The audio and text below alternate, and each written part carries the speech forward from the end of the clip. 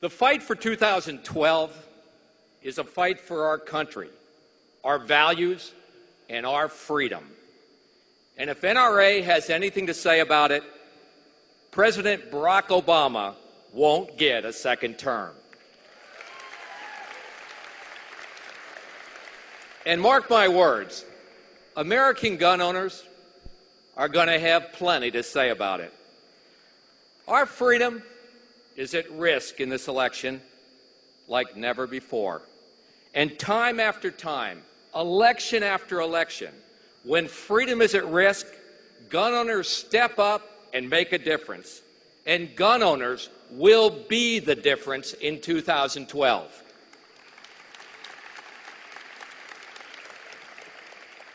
The president and his political advisors, they don't want to hear that. They'll say gun owners, they'll say they left them alone. The president will give another little talk about how he respects the rights of sportsmen and women, while in private he makes fun of good Americans who, quote, cling to their guns or religion. But in public, the president will remind us he's put off calls from his own party to renew the old Clinton gun ban. He hasn't pushed for new gun control laws. And he'll even say he's looked the other way when Congress passed a couple of minor pro-gun bills by huge majorities. The president will offer the Second Amendment lip service and hit the campaign trail saying he's actually been good for the Second Amendment. But it's a big, fat, stinking lie, just like all the other lies that have come out of this corrupt administration. It's all part of a massive Obama conspiracy to deceive voters and hide his true intentions to destroy the Second Amendment in our country. I've been leading the fight for NRA, for freedom, for 2 decades now. You know I've never backed down in the national spotlight from telling the truth. So I'm going to give it to you straight here this morning. Before the president was even sworn into office, they met and they hatched a conspiracy of public deception to try to guarantee his reelection in 2012. They didn't want to tangle with NRA's 4 million members or with the 30 million people who identify themselves publicly with the NRA or with America's 90 million gun owners. They didn't want to tangle with them in this election.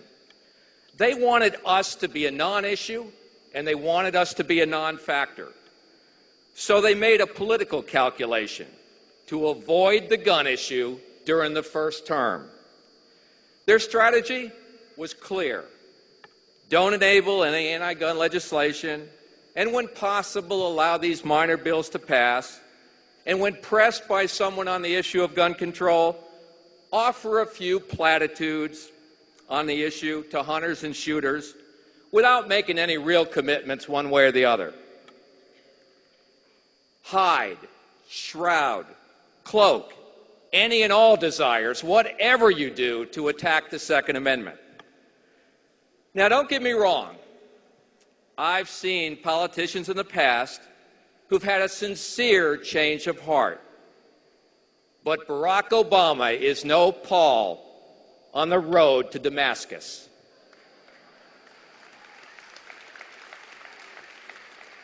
That was a pure political calculation, a conspiracy aimed at getting reelected in 2012. And Obama himself is no fool. So when he got elected, they concocted a scheme to stay away from the gun issue, lull gun owners to sleep, and play us for fools in 2012. Well, gun owners are not fools, and we are not fooled. We see the president's strategy crystal clear. Get reelected, and with no more elections to worry about, get busy dismantling and destroying our firearms freedom. Erase the Second Amendment from the Bill of Rights and exorcise it from the U.S. Constitution. That's their agenda. Sotomayor, Kagan, Fast and Furious, the United Nations, executive orders. Those are the facts we face today.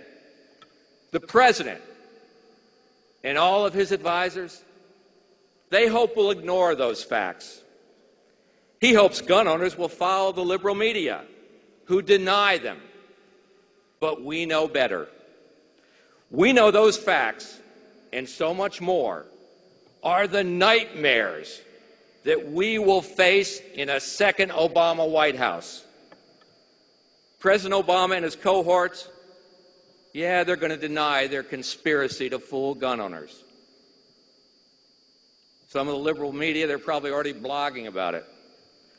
But we don't care, because as far as we're concerned, the lying, conniving Obama crowd can kiss our Constitution.